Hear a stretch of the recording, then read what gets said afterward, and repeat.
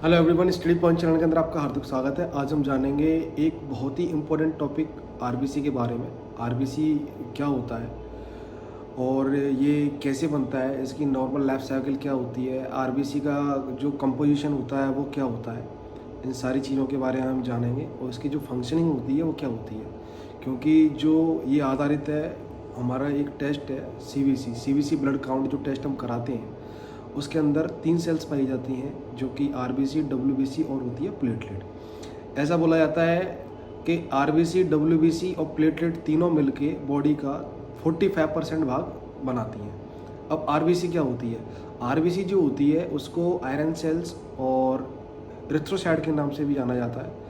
RBC जो होती है वो आपने देखा होगा कि एक तो छोटी छोटी सी होती हैं, दूसरा उसका जो साइज होता है वो छोटा होता है और जो उसकी रिंग की भांति होती हैं, गोल शेप में होती हैं, बीच में पतली तथा साइड से मोटी होती हैं, जिसको बिकॉनकेव डिस्क की भांति देखने में यह प्रतीत होती हैं। आरबीसी के अंदर न्यूक्लियस नहीं होता। RBC didn't has get nucleus but they have a sensitive pigment that में कॉल हीमोग्लोबिन। और आरबीसी का जो कलर होता है वो प्यूरिफायरिन पिगमेंट के द्वारा और हीमोग्लोबिन की उपस्थिति के कारण जो होता है वो लाल होता है। ठीक है। अब आरबीसी की जो कंपोजिशन होती है वो क्या होती है? आरबीसी के अंदर 60 से लेके 70% जो भाग होता है वो पानी, वाटर का उपस्थित होता है और 30 से लेके 40% भाग होता है उसके अंदर हार्ड मटेरियल। आप कह सकते हैं कि एक तरीके से हार्ड मटेरियल के साथ में हीमोग्लोबिन और फॉस्फोलिपिड और इसके साथ साथ कार्बनिक और अकार्बनिक पदार्थ पाए जाते हैं। ठीक है। अब जो नॉर्मल जो लाइफ होती है या आरबीसी की वो कितनी होती है? नॉर्मल लाइफ साइकिल अगर देखी जाए आरबीसी की, वह इसके अंदर वो होती है 120 डेज। ठीक है। रेटिकुलो एंडोथेलियल सिस्टम के द्वारा आरबीसी लिवर या स्प्लीन में जा कर के ख़त्म हो जाती हैं और उसके द्वारा इसका जो प्रोसीजर होता है वो दोबारा बनना चालू होता है। अब आरबीसी का जो नॉर्मल वैल्यू क्या होती है? आरबीसी की जो नॉर्मल वैल्यू होती है वो चाहे आप मेल ले लो, फीमेल ले लो या फिर ले लो चिल्ड्रन, इन तीनों के अंदर अलग अलग होती है। चिल्ड्रन के अंदर होती है इसके 6 से लेकर 7 मिलियन पर MMQ। मेल के अंदर होती है 4.5 से लेके 5.5 mm/Q। ठीक है। और फीमेल के अंदर जो उपस्थित होती हैं वो होती है 4 से 5 मिलियन पर MMQ के हिसाब से ये उपस्थित होती हैं। अब आरबीसी का निर्माण कैसे होता है, ये सबसे इम्पोर्टेंट चीज़ है। आरबीसी जो होती हैं, जो बनने की प्रक्रिया होती है हमारे ब्लड के अंदर, जो आरबीसी बनने की प्रक्रिया होती है उसे हम एरिथ्रोपोएसिस के नाम से जानते हैं। आरबीसी हमारी जितने भी बॉडी की लार्जेस्ट बोन होती हैं उनके अंदर, बोन के अंदर एक स्पंजी टाइप का टिश्यू पाया जाता है जिसे हम बोन मैरो के नाम से जानते हैं। बोन मैरो 2 प्रकार के होते हैं, रेड बोन मैरो और yellow bone marrow. Bone marrow के बीच में स्टिम सेल्स पाई जाती हैं। स्टिम सेल्स क्या होती हैं? स्टिम सेल्स एक ऐसी सेल्स होती है जो कि एक तरीके से आप कह सकते हैं कि आरबीसी, डब्ल्यूबीसी और प्लेटलेट किसी प्रकार की सेल्स हो वो बनाने की क्षमता रखती है। स्टिम सेल्स जब परिपक्व हो जाती हैं तो आरबीसी का निर्माण होता है।